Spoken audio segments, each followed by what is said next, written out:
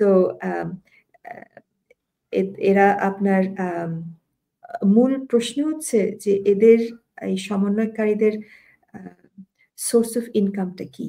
তারা যদি ছাত্র বলে এটা হচ্ছে মুখ্য প্রশ্ন। বাই ডেফিনিশন এরা বেকার, অর্থাৎ এদের কোনো হালাল রোজগার নাই। তারা যে এত বড় বড় অফিস নিচ্ছে, বিভিন্ন জায়গায় তারা রিক্রুটমেন্টে যাচ্ছে, তাদের টাকা পয়সা কোত্থেকে আসছে?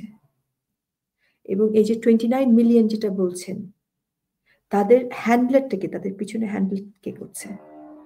What there হ্যান্ডলার্স? সো এরা তো সামনের মুখ, এবং তাদের জ্ঞানের গভীরতা তো অলরেডি আমরা টের পেয়ে গেছি। ডেপথ মোটেও নেই। Who is their handler? তাদের পিছনে কারা আছে?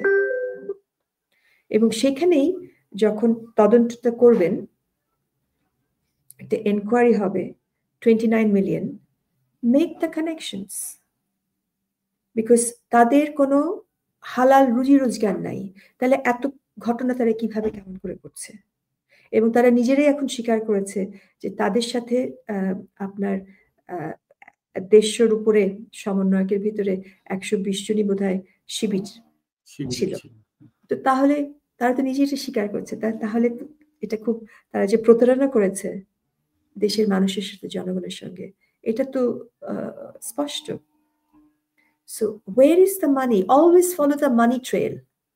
আপনি যখন এই মানি ট্রেলটা ফলো করবেন, অনেক কিছুর উত্তর পাবেন। এবং